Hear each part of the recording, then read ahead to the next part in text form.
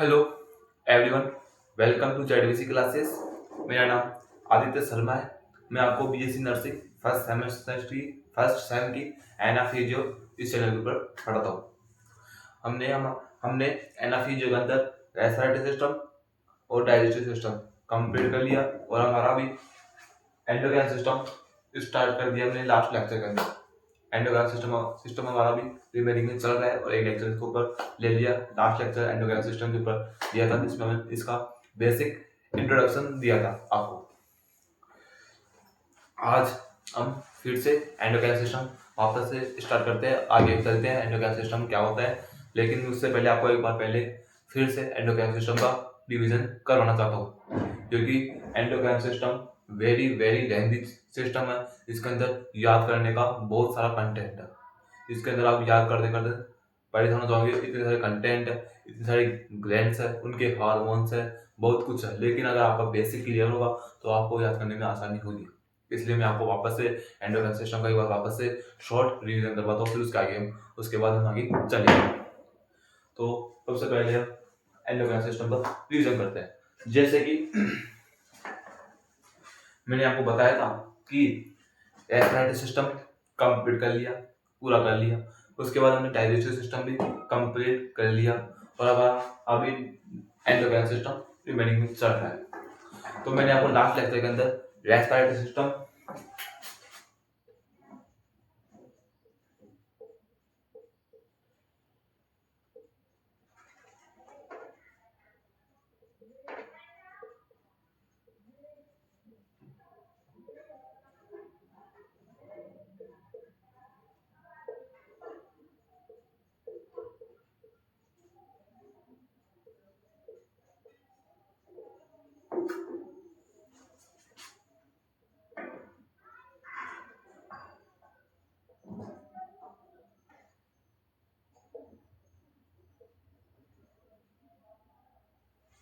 मैंने आपको last lecture के अंदर सबसे पहले रेस्पिरेटरी सिस्टम और डाइजेस्टिव सिस्टम मैंने सबसे पहले आपको रेस्पिरेटरी सिस्टम का बेसिक मीन वापस से रिवीजन करवाया कि रेस्पिरेटरी सिस्टम का क्या अर्थ होता है, उसका मैंने आपको रिवीजन करवाया। फिर उसके बाद मैंने डाइजेस्टिव सिस्टम का आपको रिवीजन करवाया कि बेसिक इसका मीन क्या है, इसका अर्थ क्या है डाइजेस्टिव सिस्टम का और रेस्पिरेटरी सिस्टम का। फिर उसके बाद मैंने एंडोक्राइन सिस्टम का बेसिक समझा।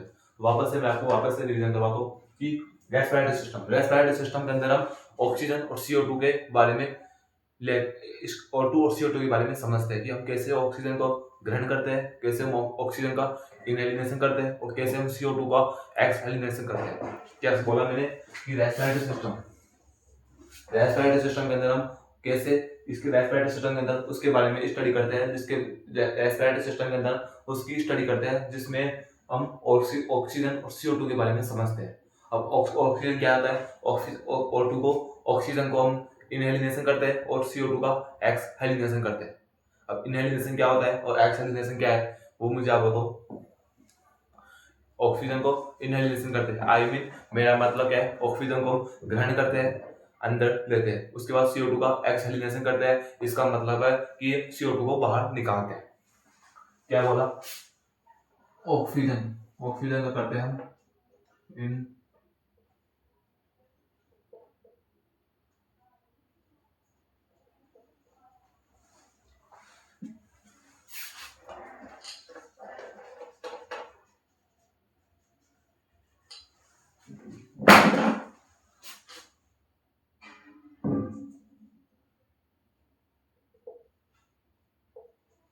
हम रेस्पिरेटरी सिस्टम के अंदर ऑक्सीजन का क्या करते हैं, इनहेलिनेशन करते हैं और CO2 का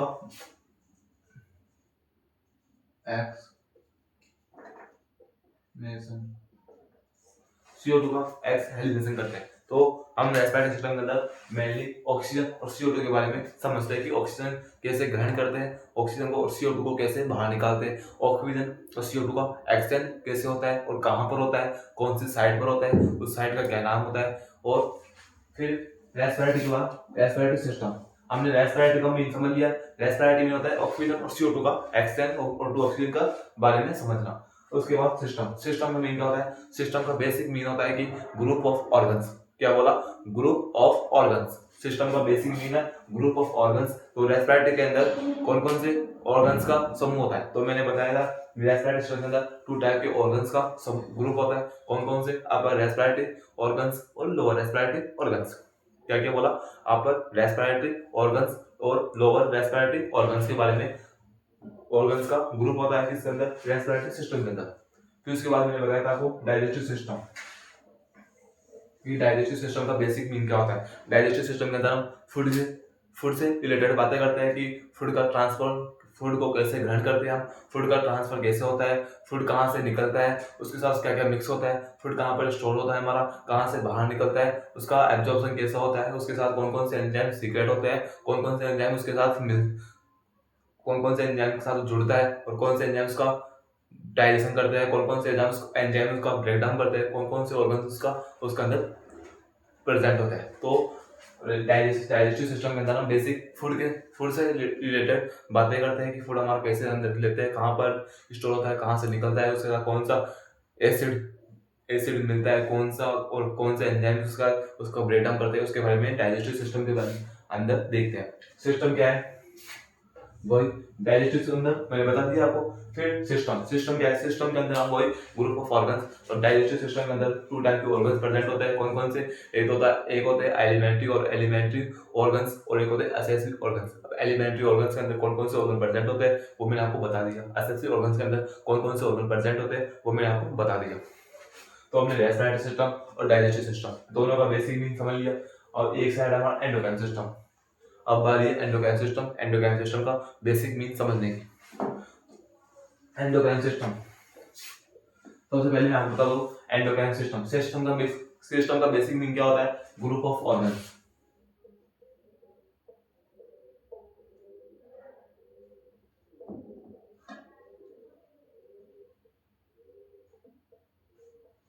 सिस्टम का बेसिक मीन क्या होता है, सिस्टम का बेसिक मीन होता है group of organs. I mean organs का समूह। किसके अंदर, सिस्टम के अंदर ऑर्गन्स का समूह होता है, ऑर्गन्स का ग्रुप होता है एंडोक्राइन सिस्टम। अब मैंने आप बोला कि आप बोलोगे सर सिस्टम का बेसिक मीन होता है ग्रुप ऑफ ऑर्गन्स, लेकिन मैं बोलूंगा ये गलत है।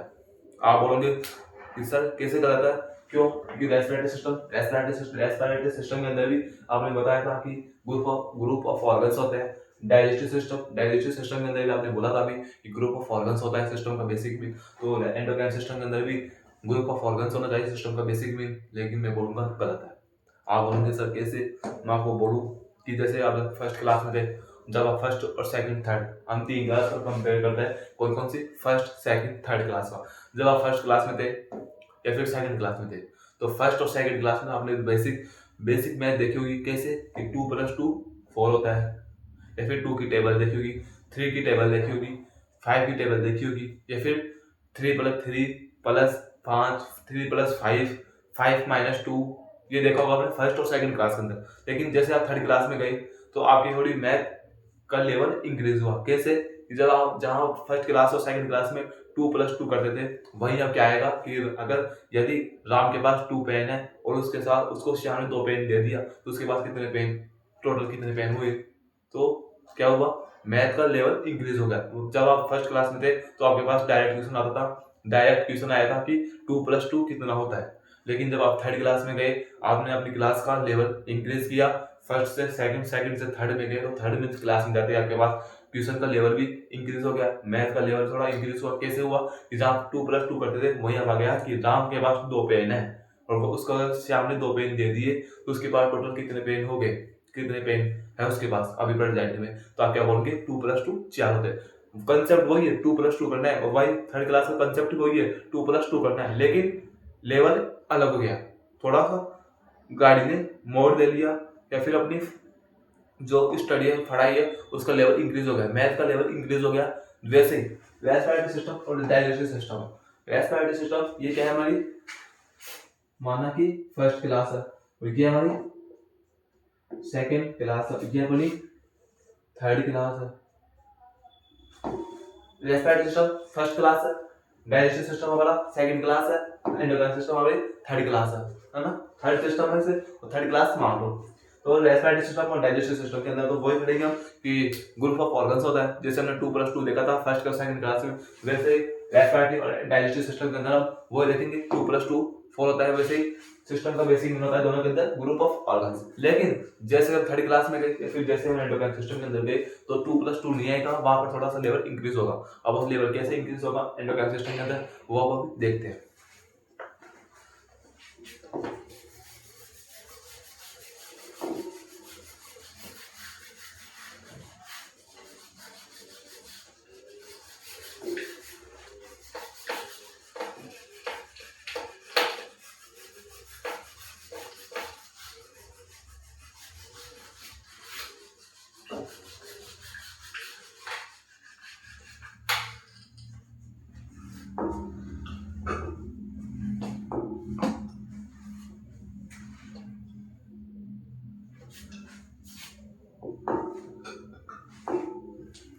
अब मैंने बताया कि आपको एंडोक्राइन सिस्टम हमारा स्टार्ट है। आपने बोला कि सिस्टम का बेसिक मीन होता है ग्रुप ऑफ ऑर्गन्स, लेकिन मैंने बोला गलत है, ग्रुप ऑफ ऑर्गन्स नहीं होता है। मैंने बोला एंडोक्राइन सिस्टम का बेसिक मीन होता है कि सिस्टम का बेसिक सिस्टम एंडोक्राइन सिस्टम के अंदर पढ़ेंगे तो ऑर्गन्स ही, लेकिन अब उन ऑर्गन्स के बारे में स्टडी करेंगे।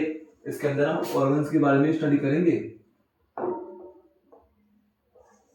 एंडोक्राइन सिस्टम के अंदर हम ऑर्गन्स के बारे में स्टडी करेंगे, लेकिन केवल ओनली उन ऑर्गन्स के बारे में स्टडी करेंगे जो केमिकल सब्सटेंस को सीक्रेट करते हैं। क्या बोला?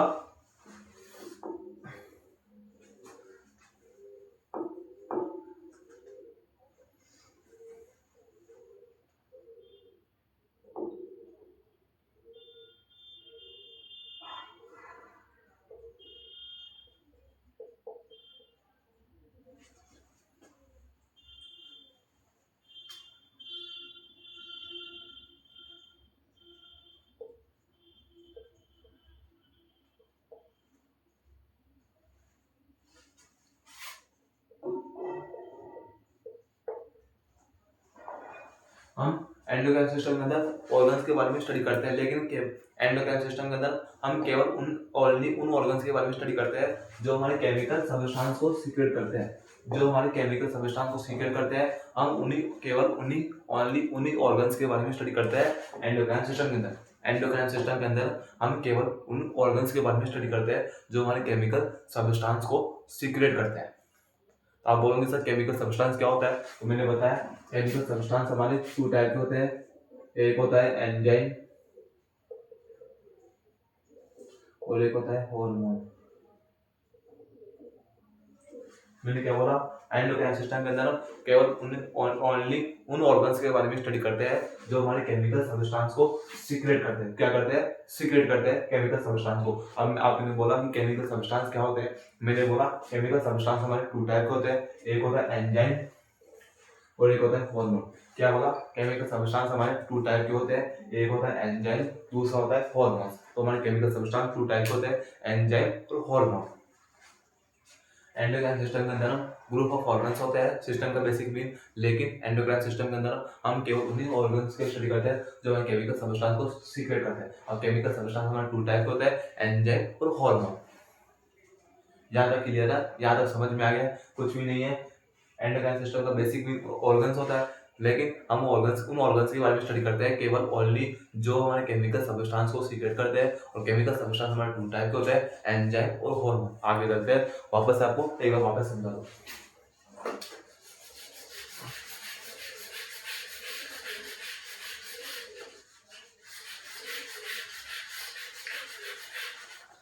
अब मैंने बोला कि एंडोक्राइन सिस्टम के अंदर हम ऑर्गन्स के बारे में स्टडी करते हैं जो केमिकल सब्सटेंस को सीक्रेट करते हैं। अब केमिकल सब्सटेंस को सीक्रेट करते हैं उनको क्या बोलते हैं?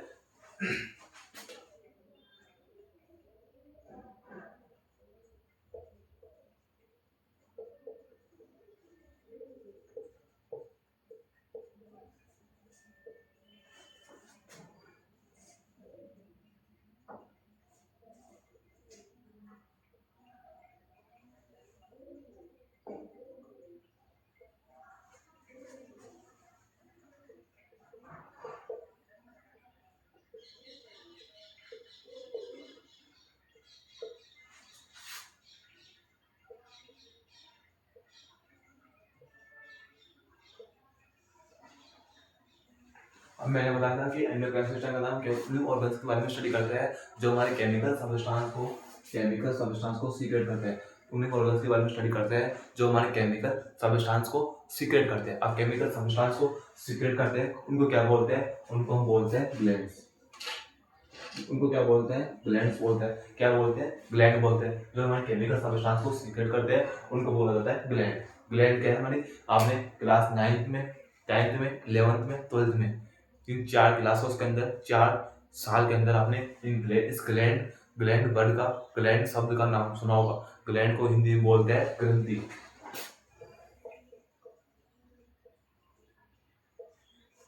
क्या बोलते हैं? ग्रंथि बोलते हैं। किसको? ग्लैंड को। ग्लैंड को हम हिंदी में बोलते हैं ग्रंथि। तो केमिकल सब्सटेंस को जो सीक्रेट करते हैं उनको बोलते हैं ग्लैंड। तो ग्लैंड केमिकल सब्सटेंस को सीक्रेट कौन करता है? ग्लैंड करती है। और केमिकल सब्सटेंस कितने टाइप के होते हैं? हमारे 2 टाइप के होते हैं। तो मैं आपको एक बार वापस से ओवरव्यू देता हूँ।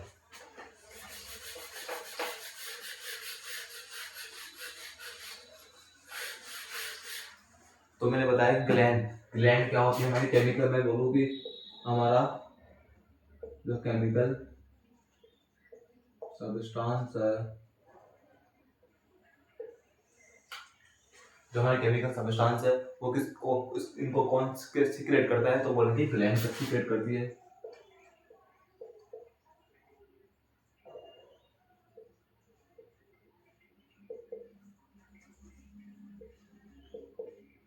Secreted by gland।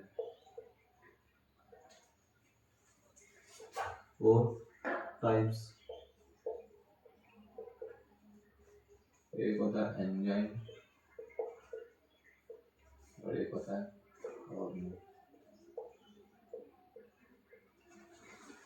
तो आपके पास एक एंडोक्राइन सिस्टम के अंदर एक नया शब्द, नया वर्ड निकल के आया था, उसका नाम था केमिकल सब्सटेंस। अब केमिकल सब्सटेंस क्या होता है? उनको सीक्रेट कौन करता है? केमिकल सब्सटेंस को ग्लैंड सीक्रेट करती है। फिर मैंने बताया कि हमारे केमिकल सब्सटेंस 2 टाइप के होते हैं। एक होता है एंजाइम और एक होता है हार्मोन। एंजाइम, हार्मोन और ग्लैंड।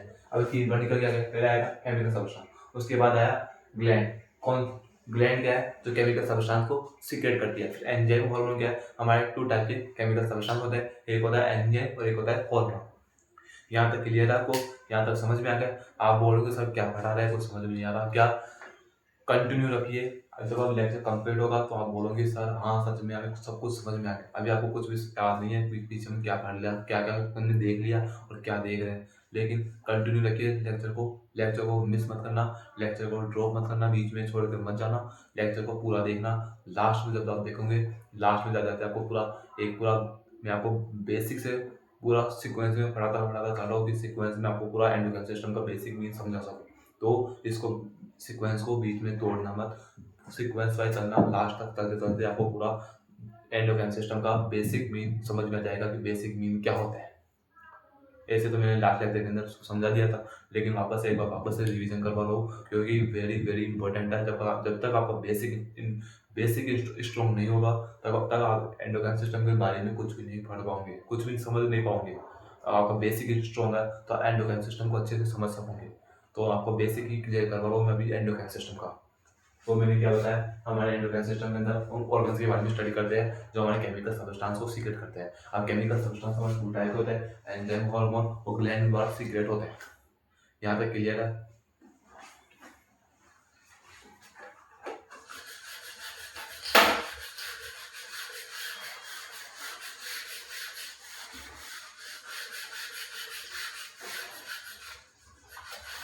अब उसके बाद आता है ग्लैंड। ग्लैंड क्या है? ग्लैंड हमारे 2 टाइप की होती है।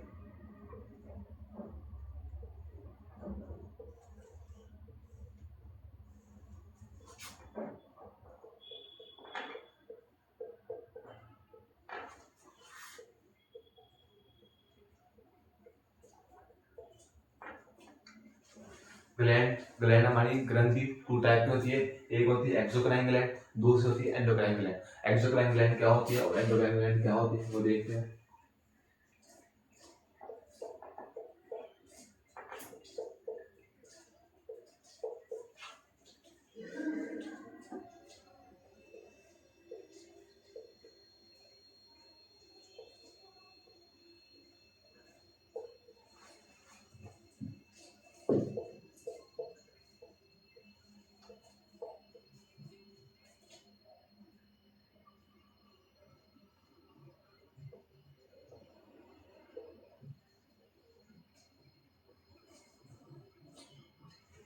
हमारी जो ग्लैंड होती है वो टू टाइप की होती है, एक होती है एक्सोक्राइन ग्लैंड, दूसरी होती है एंडोक्राइन ग्लैंड। कौन कौन सी? एक्सोक्राइन ग्लैंड, दूसरी होती है एंडोक्राइन ग्लैंड। एक्सोक्राइन ग्लैंड क्या होती है? एक्सोक्राइन ग्लैंड के पास हमारी डक्ट प्रेजेंट होती है, दूसरा पॉइंट एंजाइम सीक्रेट करती है, दूसरा डक्ट एब्सेंट होती है और हार्मोन का सीक्रेशन करती है। और एंडोक्राइन ग्लैंड हमारी डक्ट एब्सेंट होती है, हार्मोन्स का सीक्रेशन करती है। मैंने बताया था केमिकल सब्सटेंस टू टाइप होते हैं हमारे, कौन कौन से? एंजाइम और हार्मोन। फिर केमिकल सब्सटेंस को कौन सीक्रेट करता है? हमारी ग्लैंड सीक्रेट करती है। तो ग्लैंड हमारे केमिकल सब्सटेंस को सीक्रेट करती है, कौन कौन से? एंजाइम को, हार्मोन को। ग्लैंड हमारी केमिकल सब्सटेंस कौन कौन से? एंजाइम, हार्मोन को। ग्लैंड हमारी एंजाइम और हार्मोन को सीक्रेट करती है, कौन? ग्लैंड। अब ग्लैंड हमारी टू टाइप होती है, कौन कौन सी? एक्सोक्राइन ग्लैंड और एंडोक्राइन ग्लैंड। अब एक्सोक्राइन ग्लैंड कौन किसको सीक्रेट करती है और एंडोक्राइन ग्लैंड किसको सीक्रेट करती है, वो भी मैंने बताया कि एक्सोक्राइन ग्लैंड होती है वो हमारे एंजाइम को सीक्रेट करती है और एंडोक्राइन ग्लैंड होती है वो हमारे हार्मोन्स को सीक्रेट करती है।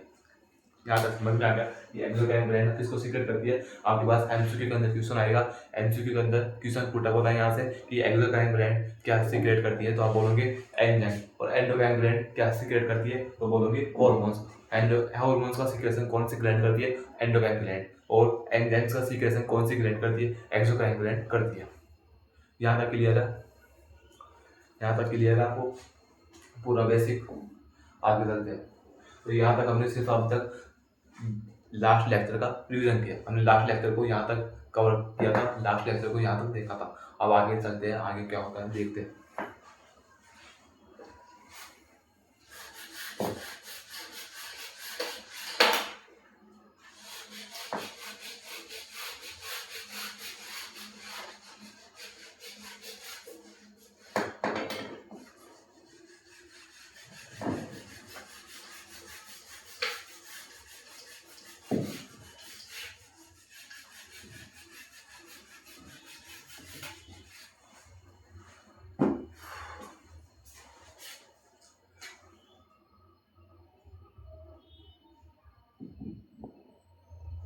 हमारे यूनिट का क्या नाम है? Endocrine system. हमारे यूनिट का नाम है एंडोक्राइन सिस्टम। तो एंडोक्राइन सिस्टम के अंदर हम एंडोक्राइन ग्लैंड के बारे में स्टडी करते हैं।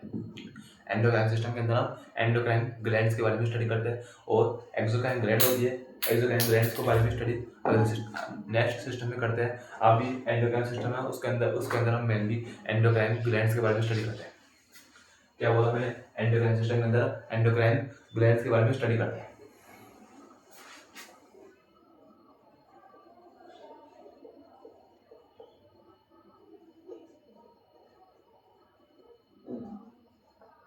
मैंने आपको बताया था कि एंडोक्राइन सिस्टम के अंदर सिस्टम का बेसिक मीन क्या होता है? सिस्टम का बेसिक मीन होता है केमिकल सब्सटेंस। अब केमिकल सब्सटेंस को कौन सीक्रेट करती है? हमारी ग्लैंड सीक्रेट करती है। तो हम एंडोक्राइन सिस्टम ना बोल क्या बोलेंगे? एंडोक्राइन ग्लैंड्स बोलेंगे। आज हम क्या स्टडी करेंगे? हम एंडोक्राइन ग्लैंड्स के बारे में स्टडी करेंगे। तो एंडोक्राइन सिस्टम का बेसिक मीन आपको समझ में आया कि एंडोक्राइन सिस्टम का बेसिक मीन क्या होता है? एंडोक्राइन सिस्टम का बेसिक मीन होता है एंडोक्राइन सिस्टम के अंदर सिस्टम का मीन होता है group of organs. Her system का बेसिक मीन होता है कि ग्रुप ऑफ ऑर्गन्स, लेकिन एंडोक्राइन सिस्टम के अंदर सिस्टम का बेसिक मीन होता है उन ऑर्गन्स के बारे में स्टडी करते हैं जो केमिकल सब्सटेंस को सीक्रेट करते हैं। अब केमिकल सब्सटेंस को कौन सीक्रेट करता है? बोलेंगे ग्लैंड सीक्रेट करती है। तो ग्लैंड सीक्रेट करती है तो क्या बोलेंगे? एंडोक्राइन ग्लैंड्स के बारे में स्टडी करते हैं। तो सिस्टम का बेसिक मीन क्या है यहाँ पर?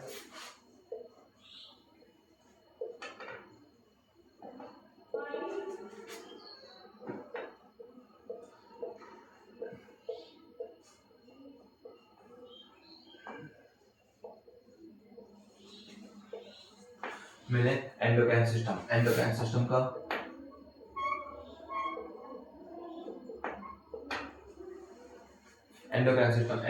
के अंदर सिस्टम का बेसिक मीन क्या है? Group of glands. Endocrine system के अंदर सिस्टम का बेसिक मीन क्या होता है? Group of organs. लेकिन रेस्पिरेटरी सिस्टम और डाइजेस्टिव सिस्टम के अंदर सिस्टम का बेसिक मीन क्या था? Group of organs. लेकिन हमारा एंडोक्राइन सिस्टम के अंदर सिस्टम का बेसिक मीन क्या है? Group of glands.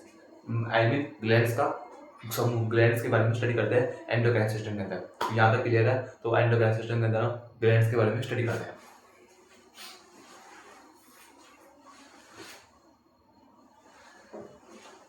तो आपको समझ में आ गया कि एंडोक्राइन सिस्टम का बेसिक मीन क्या है और एंडोक्राइन सिस्टम के अंदर हम क्या देखने वाले हैं। एंडोक्राइन सिस्टम के अंदर हम group of glands I mean glands के बारे में देखने वाले हैं कि ग्लैंड्स कैसे होती है, ग्लैंड्स के बारे में समझेंगे। तो यहाँ तक क्लियर है आपको, यहाँ तक समझ में आ गया कि एंडोक्राइन सिस्टम के अंदर ग्रुप ऑफ ग्लैंड्स देखते हैं, ना कि group of organs. Endocrine system के अंदर हम ग्रुप ऑफ ग्लैंड्स के बारे में देखेंगे, ग्लैंड्स के बारे में स्टडी करेंगे। अब ग्लैंड्स क्या है, जो हमारे केमिकल सब्सटेंस को सीक्रेट करती है। अब कौन से केमिकल सब्सटेंस हमारे अब ग्लैंड्स के अंदर एंडोक्राइन है, यहाँ पर एंडोक्राइन है, तो एंडोक्राइन के अंदर कौन सा केमिकल सब्सटेंस आएगा, हार्मोन्स। तो हमारे एंडोक्राइन सिस्टम के अंदर हम group of glands, her gland के बारे में ये देखेंगे कि कौन सी ग्लैंड हमारा कौन सा हार्मोन सीक्रेट करती है। क्या देखेंगे, कौन सी ग्लैंड हमारा कौन सा हार्मोन सीक्रेट करती है, उसके बारे में देखेंगे हम एंडोक्राइन सिस्टम के अंदर।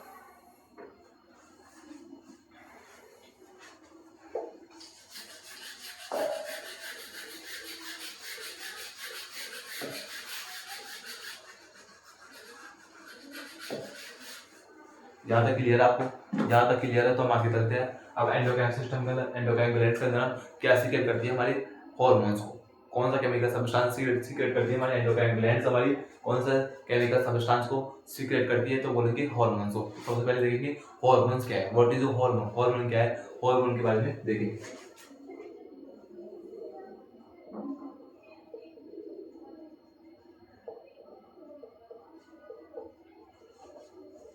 सबसे पहले देखेंगे हार्मोन्स क्या है, हार्मोन्स के बारे में स्टडी करेंगे। तो हमारे हार्मोन्स क्या है, हार्मोन्स हमारे एक तरह के केमिकल मैसेंजर होते हैं। क्या होते हैं, केमिकल मैसेंजर होते हैं।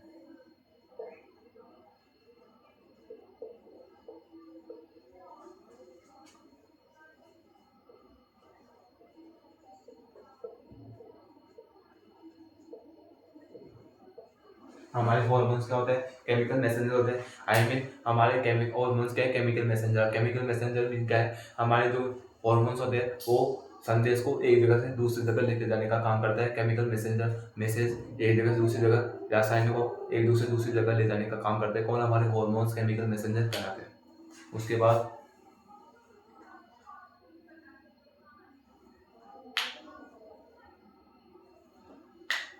मैंने आपको बताया कि हमारे जो हार्मोन्स होते हैं वो हमारे हार्मोन्स हैं, वो केमिकल मैसेंजर का काम करते हैं। तो आपके पास आपके दिमाग में, आपके माइंड के अंदर एक क्वेश्चन पुटा हुआ होगा, उस क्वेश्चन का नाम है कि हाउ हार्मोन्स कैसे केमिकल मैसेंजर का ट्रांसपोर्ट करते हैं।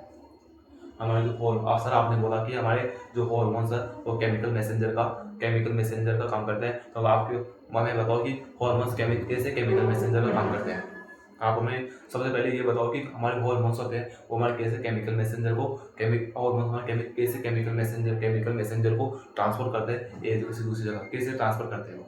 आप सबसे पहले हमें ये बताओ, तो उसके बारे में समझते हैं पहले।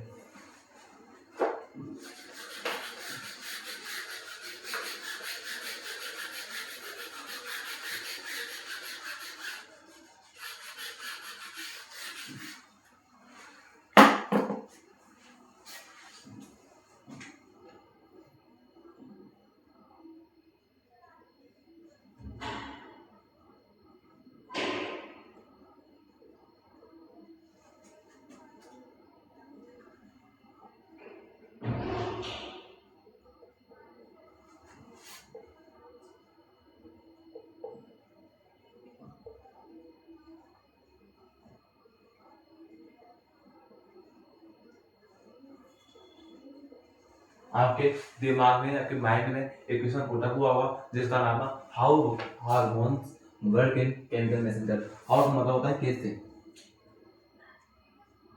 हाउ का मतलब क्या होता है कैसे। तो हमारे हार्मोन्स है वो कैसे केमिकल मैसेंजर का काम करते हैं। हमारे हार्मोन्स होते हैं वो कैसे केमिकल मैसेंजर का काम करते हैं, वो अक्सर आप हमें समझो। तो मैं आपको पहले बताता हूँ कि हमारे हार्मोन्स होते हैं वो केमिकल मैसेंजर होते हैं। आपके दिमाग में क्वेश्चन आया कि पुट अप हुआ कि हमारे हार्मोन्स कैसे केमिकल मैसेंजर का काम करते हैं, मैं आपको समझाऊंगा। हमारे हार्मोन्स होते हैं वो केमिकल मैसेंजर का टू टाइप्स के वर्क करते हैं, टू टाइप तरीके से वर्क करते हैं। कैसे, या तो करेंगे केमिकल मैसेंजर होते हैं वो हमारे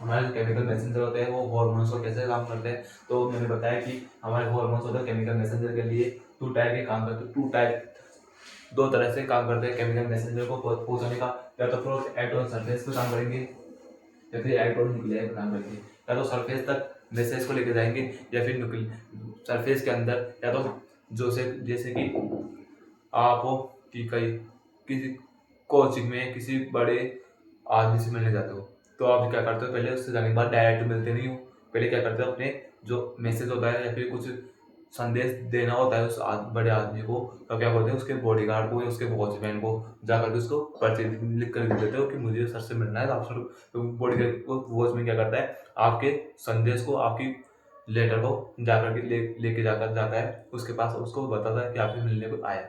फिर अगर वो संदेश बोलता है कि उसको आने दो, तो आप अंदर जाते हो, उससे पहले आप अंदर नहीं जा सकते। उसी तरह हाइड्रोजन सरफेस का, तो हमारे हॉर्मोन्स होते हैं, कुछ होते हैं जो केमिकल मैसेज में काम करते हैं, तो कुछ तो होते हैं जो सरफेस के ऊपर काम करते हैं, और कुछ होते हैं जो न्यूक्लियाई पे काम करते हैं। न्यूक्लियाई मतलब कि डायरेक्ट जाते हैं अंदर, जाके डायरेक्ट मिल के आता है, उसको वॉचमैन से या फिर किसी बॉडीगार्ड से कोई फर्क नहीं पड़ता, वो उसके साथ अच्छे से उसकी उठ बैठ है, उसके साथ अच्छी उसकी अच्छा उसके साथ दोस्त है, तो वो डायरेक्ट जाता है, डायरेक्ट डायरेक्ट जाकर उससे मिल लेता है, तो डायरेक्ट अपने संदेश को, अपने लेटर को वहाँ डायरेक्ट देख के आता है। तो हमारे हॉर्मोन्स होते हैं वो इलेक्ट्रॉन सरफेस पे काम करते हैं, तो या फिर इलेक्ट्रॉन न्यूक्लियाई का, या हम सरफेस पे जाएंगे, या तो गेट के बाहर सरफेस यानी जैसे रूम है, रूम की सरफेस है, रूम का सरफेस क्या है, दरवाजा, गेट के पास खड़ा होकर के वॉचमैन को बोलेगा पहले, या फिर ये डायरेक्ट रूम के अंदर इलेक्ट्रॉन न्यूक्लियाई डायरेक्ट रूम के अंदर आएगा, रूम के अंदर आकर के डायरेक्ट सर से मिल लेगा। समझ में आ गया, इलेक्ट्रॉन सरफेस इलेक्ट्रॉन न्यूक्लियाई।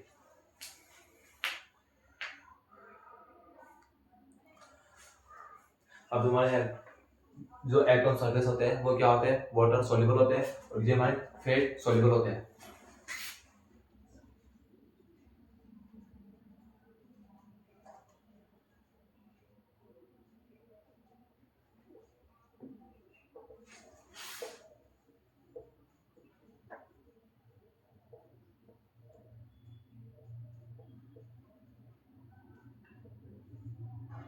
हमारे जो इलेक्ट्रॉन सरफेस होते हैं हॉर्मोन्स, वो हमारे वाटर सॉल्युबल हॉर्मोन्स होते हैं, और इलेक्ट्रॉन न्यूक्लियाई होते हैं वो फेट सॉल्युबल होते हैं। क्या होते हैं, वाटर सॉल्युबल और फेट सॉल्युबल। अब बोलोगे सर वाटर सॉल्युबल क्या है, वाटर सॉल्युबल जो पानी में घुलनशील हो, जो पानी में विलयशील हो, और जो वसा में विलयशील होते हैं उनको फेट सॉल्युबल बोलते हैं। यहाँ तक क्लियर है, यहाँ तक समझ में आ गया है कि हमारे केमिकल मैसेंजर क्या कैसे काम करते हैं, तो सरफेस पर काम करेंगे या फिर न्यूक्लियाई पर काम करेंगे। और सरफेस पर काम करते हैं वो कौन से हॉर्मोन्स होते हैं, वाटर सॉल्युबल हॉर्मोन्स होते हैं, और जो न्यूक्लियाई पर काम करते हैं वो कौन से होते हैं, फेट सॉल्युबल हॉर्मोन्स होते हैं। आपके क्वेश्चन पुट वो था कि हॉर्मोन्स कैसे काम करते हैं, तो मैंने बताया था कि हमारे हॉर्मोन्स दो तरह से काम करते हैं, या तो सरफेस पर काम करेंगे या फिर न्यूक्लियाई पर काम करेंगे। सरफेस पर काम करते हैं उन हार्मोन को, कौन से हार्मोन है जो सरफेस पर एक्ट करते हैं उनको बोलते हैं water soluble hormone. Water soluble hormone होते हैं वो सरफेस तक ही जाते हैं, सरफेस पर जाकर के या फिर वॉचमैन को अपना संदेश देते हैं, वो अंदर नहीं जा सकते वाटर सॉल्युबल। और जो फेट सॉल्युबल होते हैं वो डायरेक्ट अंदर जाकर के मिलते हैं, उनको वॉचमैन से बोलने की जरूरत नहीं होती है। तो इलेक्ट्रॉन न्यूक्लियाई फेट सॉल्युबल होते हैं और ये वाटर सॉल्युबल होते हैं। यहाँ तक क्लियर है।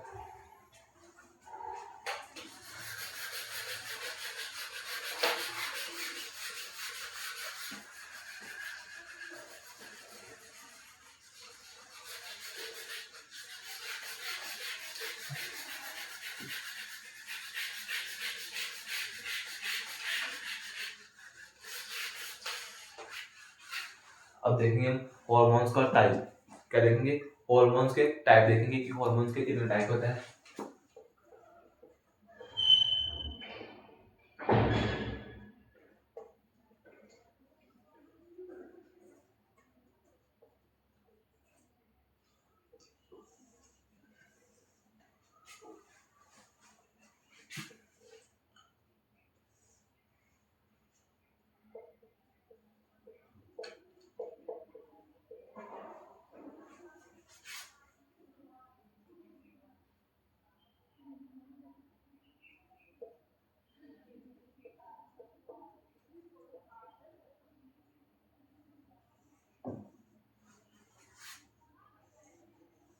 एक होते हैं हमारे हॉर्मोन्स होते हैं, वो हमारे टू टाइप के होते हैं, एक होते हैं प्रोटीन टाइप की और एक होते हैं स्टेरॉइड हॉर्मोन्स। प्रोटीन हॉर्मोन्स और steroid hormones, hormones two type के होते हैं हमारे, प्रोटीन हॉर्मोन्स और स्टेरॉइड हॉर्मोन्स। अब प्रोटीन हॉर्मोन्स होते हैं वो भी टू टाइप के होते हैं, कौन कौन से?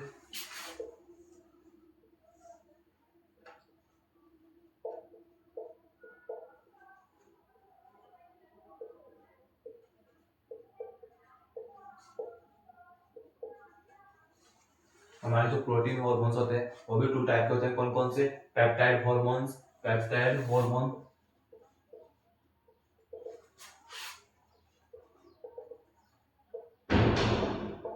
हमारे प्रोटीन हॉर्मोन्स भी टू टाइप होते हैं, एक होते हैं पेप्टाइड हॉर्मोन्स, दूसरा होता है अमीनो एसिड हॉर्मोन्स। उसी तरह स्टेरॉइड हॉर्मोन्स हमारे होते हैं। तो हमने हॉर्मोन्स को टोटल थ्री टाइप में बांटा और हॉर्मोन्स को टोटल थ्री टाइप्स के अंदर डिवाइड किया। किस किस के अंदर? Peptide hormones, amino acid hormones, steroid hormones. कौन कौन से? Peptide hormones, amino acid hormones, steroid hormones. इसके बारे में देखेंगे, इन तीनों के अंदर डिफरेंस देखेंगे कि तीनों के अंदर क्या डिफरेंस होता है वो देखेंगे और करते हैं।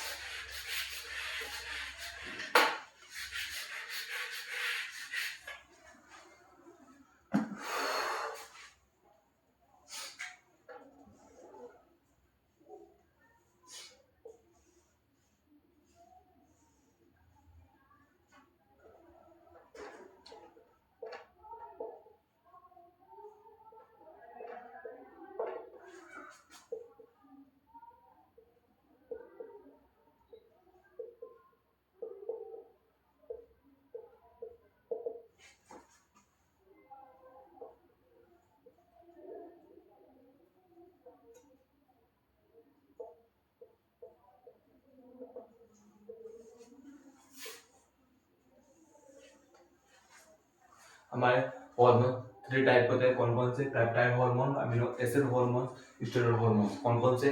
Peptide hormones, amino acid hormones और स्टेरॉइड हार्मोन्स। अब पेप्टाइड हार्मोन्स क्या होते हैं और फैट्स, और ये अमीनो एसिड हार्मोन्स क्या होते हैं, स्टेरॉइड हार्मोन्स क्या होते हैं, उसके बारे में देखेंगे।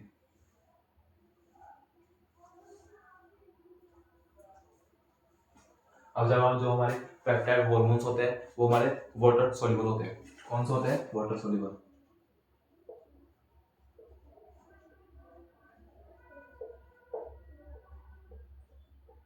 हमारे जो पेप्टाइड हार्मोन्स होते हैं वाटर सोल्यूबल होते हैं, जल में विलय होते हैं। कौन से? Peptide hormones. उसके बाद amino acid hormones. Amino acid hormones होते हैं वो कौन से होते हैं? अमीनो एसिड हार्मोन्स हमारे फैट सोल्यूबल होते हैं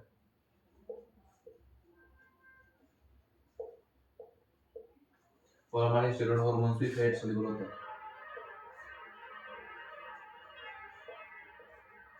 हमारे जो पेप्टाइड हार्मोन्स होते हैं वाटर सोल्यूबल होते हैं, amino acid hormones fat soluble होते हैं और स्टेरॉइड हार्मोन्स हमारे फैट सोल्यूबल होते हैं। अब मैंने आपको बताया था कि जो वाटर सोल्यूबल होते हैं वो कहाँ पर एक्ट करते हैं? हार्मोन्स, जो हॉर्मोन्स हमारे वाटर सोल्यूबल होते हैं वो हॉर्मोन्स कहाँ पर काम करते हैं, कहाँ पर मैसेज को ले जाकर छोड़ते हैं, वो आप मुझे बताओ। जो वाटर सोल्यूबल होते हैं, जो हमारे पेप्टाइड हार्मोन्स होते हैं वो वाटर सोल्यूबल होते हैं और जो वाटर सोल्यूबल हार्मोन्स होते हैं वो हमारे सरफेस के ऊपर एक्ट करते हैं, सरफेस के ऊपर काम करते हैं।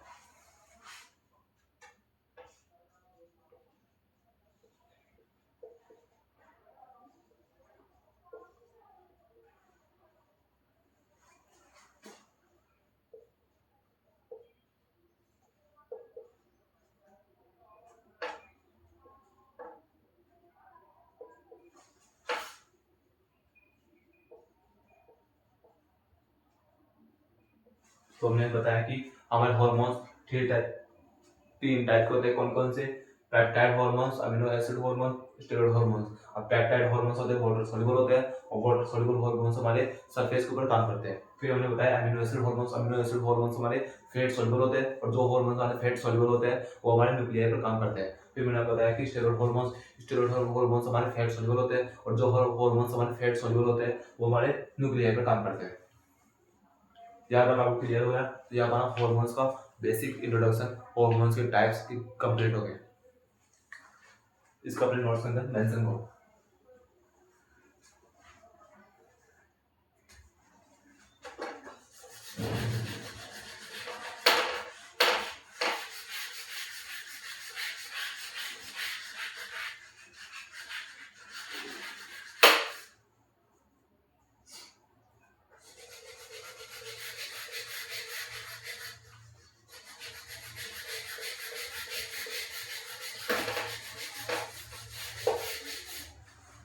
ये हमारा हॉर्मोन्स का सिलसिला भी कंप्लीट हो गया।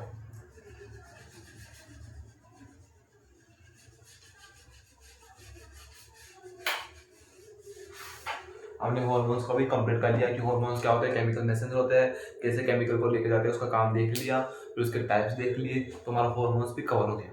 इसके बाद हमारा अगला पॉइंट है, मैं आपको एंडोक्राइन ग्लैंड्स के बारे में स्टडी कराऊंगा। एंडोक्राइन ग्लैंड्स के बारे में स्टडी करने से पहले मैं आपको आज इस क्लास को हम यही पूरा करते हैं, क्योंकि नेक्स्ट लेक्चर के अंदर हम एंडोक्राइन ग्लैंड्स को स्टडी स्टार्ट करेंगे।